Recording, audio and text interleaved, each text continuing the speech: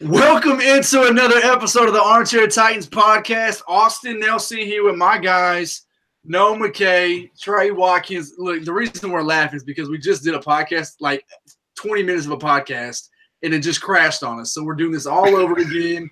So hopefully this is better than the first time. But welcome back. We appreciate you listening. Again, follow us on Twitter at Armchair Tighten Up. Like us on Facebook, Armchair Tennessee Titans.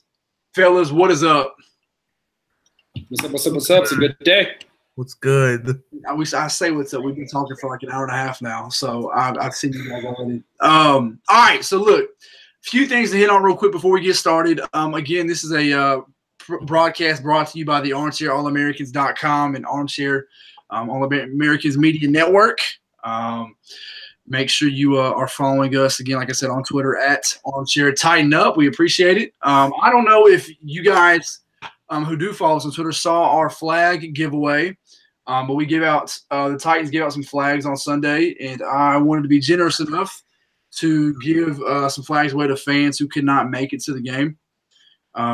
We spent hundreds of dollars on these flags. Yeah, thousands of dollars actually, and I'll probably just spend that in shipping here soon. So that'll be fun. But I said 3 people. I had more flags than I expected, so I thought I'd be more generous and send out 5. So if you're listening to this podcast, we appreciate it. Nathan Jackson 70 at Bonafide Bro at if I say this right, at Needs 08. At JPB Beaston and at Herb on Deck were our winners. So congrats to y'all.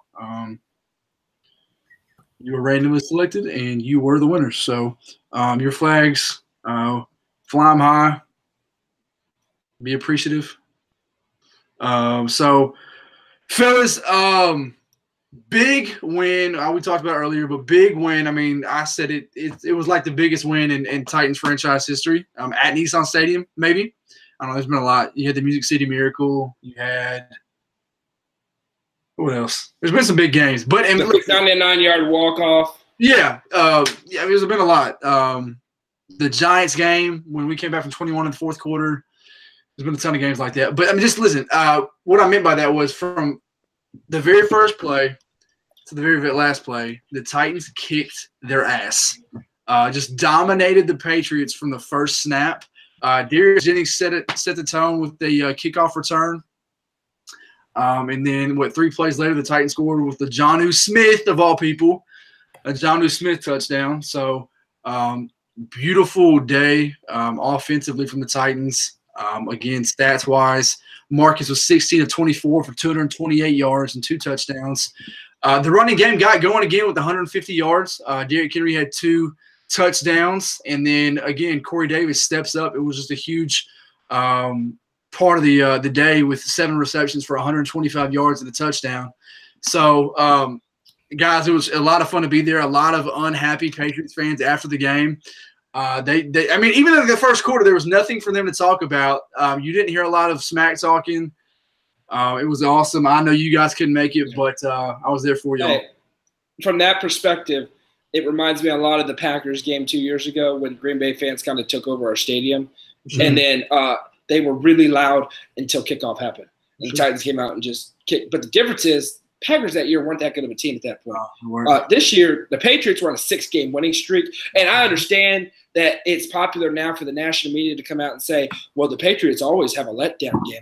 Yeah, except for last week you were talking about how they had the letdown games early in the season, and now they were rolling and they were going to just roll over the Titans. So that little convenient excuse is, what if the Titans just a good football team? Like you said, Austin, this was a stomping. The entire way through the game, the Titans were flat out the better team. The Titans were better than the Patriots on Sunday from start to finish in that game, and it was awesome to see as a Titans fan, something we waited a long time for. And usually, like when the Titans play and when they win, lately it's been ugly. They don't win by 24 points. So to win by 24 points against a team like the Patriots. We've been hoping they would score 24 points. Yeah. Yeah, exactly. I mean, scoring 34 and holding them to 10 is just if you would have said that, right after that Baltimore game, I would have said you were dreaming. So I will take it It was a great win. It was one of the best wins I've ever seen this franchise have. Real quick, It was just great. Before we go any further, we talked about it in the group message, but I just want to hear this on the podcast. So here's it. Real quick, you know I'm getting too. So, you need to stroke your ego a little bit. It was before the Dallas game.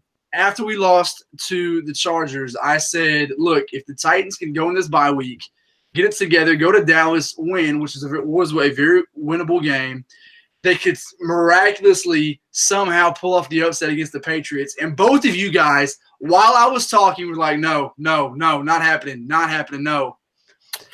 I told you, have faith in the boys, and they would get it done. And they did.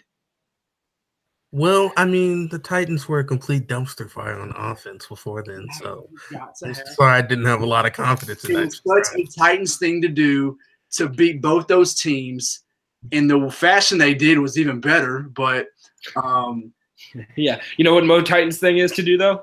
Is to do that and then lose to Andrew Luck next week. Yeah, exactly. that's the most Titans thing to do. To go beat the Patriots by 24 and then lose to Andrew Luck. Here, let's do this though real quick because Noah, after we got froze up the first time, and I even froze up too, apparently from what Trey said. Let's talk about the defense real quick because we have not really talked about it yet, man. Listen, I was telling him it's. I don't want to be too biased, but at the same time, you have to be a realist and just talk about. You don't think that your own defense is one of the best in the league, but no, man, make no bones about this. The Titans are the best defense in the NFL right now. The Titans defense is the best defense in the NFL. It just is. It's hard. It's hard to. It's not. So deny. The argument is the Los Angeles Rams, right? They can't stop the run at all. The Titans have not given up an 85-yard rusher all season. Yeah, they haven't done it. So, number one, Malcolm Butler finally didn't hear his name on Sunday, which means he was doing his job right. They put Adoree Jackson, who is balling out of his mind. It's about time Adoree Jackson gets put in the conversation as one of the best cornerbacks in this league. I mean, that dude is a gamer out there. He's a lockdown corner. When he came out, everyone talked about, he's got to work on his cover corner skills. He's a great, he's electric. He's fast. All these things. He is a shut-down corner in this league right now, and he does not get the respect he deserves. But you combine that with how good, we already have what I think is one of, if not the best free safety in the league in Kevin Byard. You have an elite secondary. You have a pass rush that is absolutely getting to the quarterback right now. And you have Jayon Brown, who is one of the unsung heroes of this team. That kid is balling out right now. Absolutely. I think it's the best defense in the league. Right now, it's the best defense in the league. They lead the league in red zone defense. They lead the league in scoring defense. They're near the top in yards allowed. I think they're the best defense in the league. Yeah. It's with me, like, I don't like Tom Brady. Like, looking at that man's face, like, annoys me. Everything about that whole franchise annoys me. It gets on my nerves. So to see the Titans defense come out and just throw him around like a rag doll and have him scared by the second play of the game when he's falling down on his back for his life when a defender's like 2 feet away from him. And with that defense being so strong, I think one of the more unsung heroes of that defense, where I'm sure plenty of people talk about him, but maybe not enough, is Kenny Vaccaro. And I know, Noah, John, you're not the biggest fan of Jonathan Cyprien. And for Vaccaro to come in and just play so well, which I don't know if I expected it, since we didn't know what we were going to get out of him when we signed him. So. I would very much like to see Kenny Vaccaro sign a long-term deal with the Tennessee. I think you will. I think he's playing his way into a contract. John Robinson would be silly not to resign him. Exactly. Yeah, I think I agree with that totally. But here's the scary thing about this team right now. When they have lost, it has been because the offense was wholly incompetent. The defense has been good all season. The defense is good. And since the second half of the Chargers game, this offense has been really good. That's scary. It's scary. I mean, it's really they're starting to cook. We talked about this right when Matt LaFleur, we found out he was the OC. We knew what he was capable of, and I think we're just now seeing it. It took some time to mesh, a lot longer than what we would have liked, because we lost some ball games that we should not have lost. But and we have to be honest and up front. I mean, Austin, you and I were both all over Matt LaFleur. And in the last 3 weeks, he has been much better. 100%. I think that I had him in the coaching staff during the bye week, even I guess in the London game too, because it was better. But these last 2 weeks, the play calling has just been improved. It's been a lot better. You've seen the Titans. I mean, on those third downs in Dallas, I felt like every time, because I was at the game again in Dallas, amazing. If y'all have never been to AT&T Stadium, you have to go to. Nice. It was awesome. And I've been telling people too, side note, it was more – I feel like I was watching a show more than a game because the way they do stuff in Dallas is just – it's different, I guess. It's not like it's a Nissan Stadium game.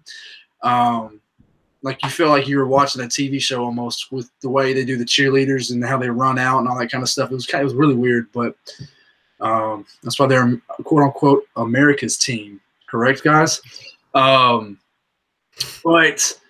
what the hell were we just talking about? Defense, offense, Matt LaFleur cooking. Yes, LaFleur. Listen, I'm still on edge. Okay, I get these last 2 weeks have been fun and improved, but go on the road next week in a hostile environment because the Colts fans will be ready for this game. If they win this, they're right back in the hunt for first place. If the Titans win this, you kind of put them behind you and you look forward to Houston after that. But it's going to be this game. Just speaking of teams that are cooking. The Colts, and I was number one on the Colts suck bandwagon. For sure, that was me. Absolutely. They are a lot better right now. That offensive line has figured out how to block. Yeah. And Andrew Luck, I think, is overrated, but he still can throw the football really well. Put up points right now. Playing. But here's the thing. That defense is a liability. They just gave up a whole lot of points to Blake Bortles. So the defense is absolutely a liability. The Colts are posting almost 29 points a game on offense, but they're giving up about 27 on defense. Mm-hmm. And so the way the Titans offense has been playing, you can put up 28. And the way the defense is playing, you can hold them to 17. So I totally trust the defense to keep for sure them under wraps. Love will get his, as he always does. Their weapons are not that great. Eric Ebron has been playing better. They still have T.Y. Hilton, and he's always killed the Titans. They still have Jack Doyle, who has been the Titans killer since he's came into the league. The running backs are kind of weary. Marlon Mack, Himes.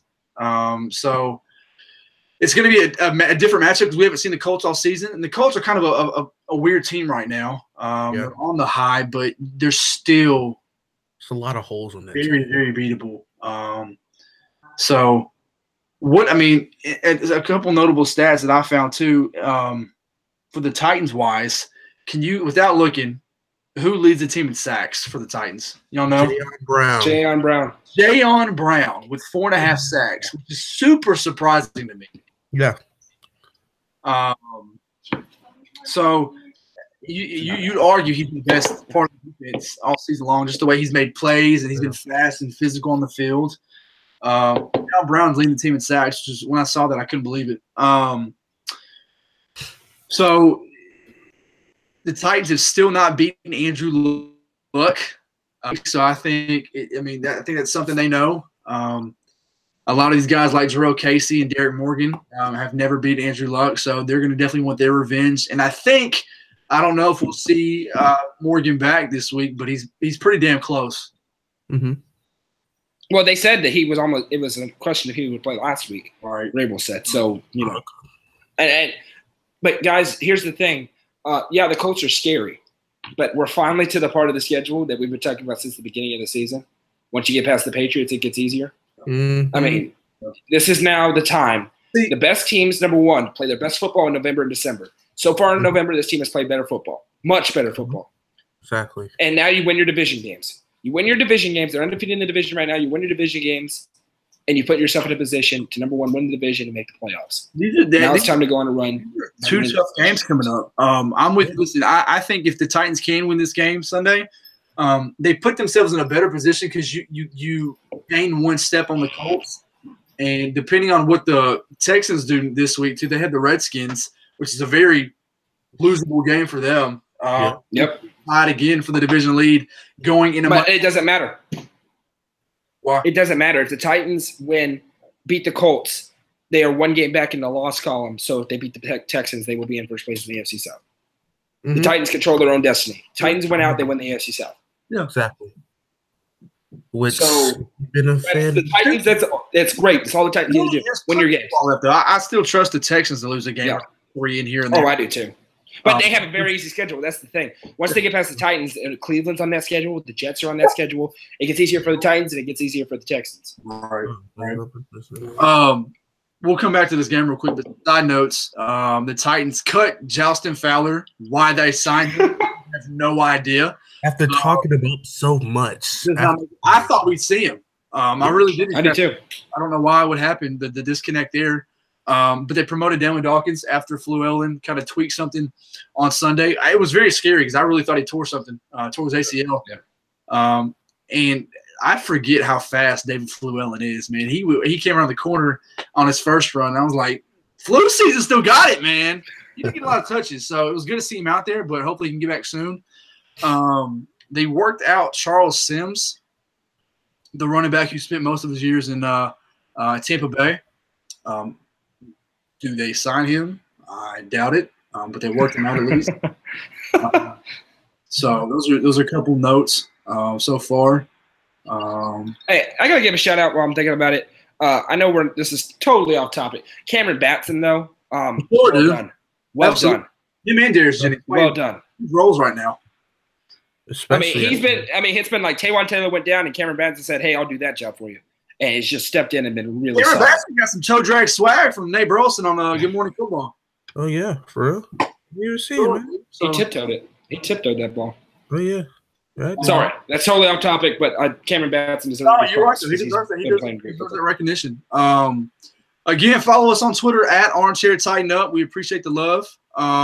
Also, Titans fans, if you're listening to this, Pro Bowl voting is now open, so make sure you go vote for all the guys who deserve it. Hell, vote for everybody. It doesn't matter. Vote for Marcus. He does not deserve it, but just vote him. Why not? That man a door in the Pro Bowl, man. Do what? Put a door in the Pro Bowl. Put Kevin Byard in the Pro Bowl. Put Jerome Casey in the Pro Bowl. Put J.R. Brown in the Pro Bowl. Put them all in the Pro Bowl. Put Corey Davis in the Pro Bowl. Put them all there. Put J.R. Brown in the Pro Bowl, man. So, yeah, make sure you guys are voting for the Pro Bowl. Go to NFL.com and go ahead and vote. Lastly, let's talk about just the game on Sunday. You guys got any predictions, hot takes for Sunday? I'm terrified. Well, you're terrified? Yeah, I'm terrified of this football game because everything that's happening right now says the Titans should win this football game, which usually means the Titans lose this football game. Exactly. It's Andrew Luck in Indianapolis, and I will believe that the Titans can beat Andrew Luck once the Titans beat Andrew Luck. Mm-hmm. Because every time I think that they should, something happens. They start to win, and then they give up a comeback. It's just I will believe it when I see it, and the Titans are the better team in this game. They're playing really good football right now, but it's terrifying because I've been scarred by the Titans. That's just the bottom line. I've been scarred by the Titans. Titans are 2-point underdog on Sunday, which is surprising. But I'll take that underdog role, and I will bet on them on Sunday for sure because I really don't see the Titans losing, man, to be honest with you.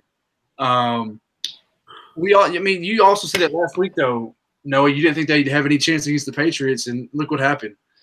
And that's the thing. And I think if the Titans are able to win the games they're supposed to win these next 2 weeks, if they win against the Colts and they beat the Texans, then I will finally go, okay. But let's be honest, they're a 5-4 football team right now. They've looked really good the last 2 weeks, but they're still 5-4, which means something has not been consistent with this football team so far. So if they win these next 2 weeks, these games they should win, then I will finally go, okay, yeah, they're here now. It's a different team. Especially if you win that game and the Texans lose, you're setting up for a Monday Night Football showdown for first place in the South that following week. So that's gonna be an exciting game, man. Yeah, it really is. Again, when was the last time they won it in Houston? 11, 12? Man. That's another thing. The Titans ain't won in Houston. Oh, a long time. A good bit, man. A long time. So I think the Titans win. I really do. It's just the Vrabel mentality, man. You take it one game at a time. Listen, Kyle Brandt talked about it on Good Morning Football, talking about the game. And as great as Marcus Mariota is right now, just be consistent. Do this week after week. You don't have to be that perfect like you have been, but just be that guy they need you on third down. Move the chains. Make the big play when you have to. Just be more consistent. You can't, after having these last 2 games, it would be such a Marcus team to go out there and throw 2 picks and the Titans lose by 10. Yeah, with that, it cannot happen. And I really think he's kind of turning the page in his career. And I think him and LaFleur and the entire office are meshing and on the same page now. Well, this is great when the running game is going, and the running game has been going the past 2 weeks. Here's the other thing with Marcus. Vrabel. Yeah, go ahead, brother. Vrabel, in that press conference, what was it, a couple weeks ago, said, got to get Marcus having that fourth quarter mindset for the whole game. Absolutely, for sure. That fourth quarter, Marcus is dialed in, especially when it's a close game. So, got to have that mindset for the whole game and keep it consistently throughout the rest of the season. Yeah, I mean, and here's the thing with Marcus that I don't think enough people are paying attention to. That glove is off of his hand. And ever since that glove has come off his hand, they have – it's been an obvious more emphasis on putting the ball down the field. Yeah. They were not doing that. I think that injury had more effect than people realize. I think he was able to do short to intermediate throws, but they could not open it up down the field like they wanted to. And they've absolutely done that more in the past 2 weeks, which I think is a bigger deal than people acknowledge. Like I said, the Titans should beat the Colts. The Titans are better than the Colts. Yeah. I mean, and if it really is this new, era under Vrabel, then they'll beat the Colts. But they haven't beaten Andrew Luck. I mean, they've got to get over that hump of beating Andrew Luck. The Titans have done a lot of things these last couple of years that they haven't done in a long time, like sweeping the Colts last season. They did that finally. Yep. Another cool thing that I think is awesome that not many quarterbacks have done ever in their career. Marcus Mariota has now beaten Drew Brees, Tom Brady, and Aaron Rodgers in his career. Yep. He's been in the league for 4 years. That's big time right there, man. I can't name me another quarterback that's done that. Peyton Manning. Probably. I'm sure there's some. I'm sure there's a couple random quarterback, but he's in a very slim category with that one. So to finally beat Andrew Luck, like I said, there's guys who are on the team who have been here for a while. Casey, Morgan, Arakpo, who have not beaten Luck. So I think this is going to be a very defense will come out to play again. This is going to be more of a defensive thing, in my opinion. And I would love to see the defense come out there. And I'll give my hot take. Adoree Jackson has a pick six on Sunday. That's my hot take. And I don't really do pick sixes because they're very, very, very rare in the NFL. But I'll give that one. All right. So if we're going to work under the pretense that this is a new era of Titans football, should I do that? Work on it that Mike Vrabel is here to stay, or that he's changed the culture of the team and the mindset. I'll give my hot take. Under that scenario, Titans hold the Colts to 6 points. Oh, that's defense absolutely locks it down. That is real hot. Now the Titans will probably lose 5-6, but I'll take it.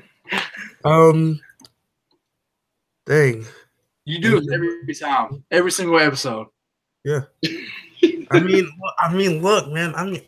I'm trying to be more realistic now. Let's see. 18 touchdowns. It's a hot take. Just give one. Man, look. All right, my hot take. Titans sack Andrew Luck 5 times, but lose by 3 points.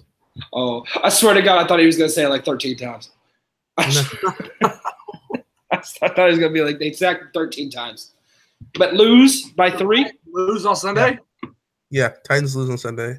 All right, then, Trey. You're banned from the podcast forever now. Okay, that was surprising there. I was not expecting that one. Titans lose on Sunday, Trey says. I would be very happy if I was wrong, man, but I just can't trust. I can't trust him right now. So. And you know what? I get what he's thinking because I'm not sure. I'm just not. And I tell you right now, even if they win, I'm not gonna feel good about that Texan game either. Oh yeah. Yeah, you just gotta take one game at a time, man. That's it. Exactly. That's it. All right. Well, hey, again, follow us on Twitter at Armchair Tighten Up. Shout out to the flag winners. Enjoy the flags when you guys get them. Big game on Sunday for the Titans in Indianapolis. Kickoff is set for noon on CBS. Other than that, guys, it's been fun. And tighten up. Tighten up. Tighten up.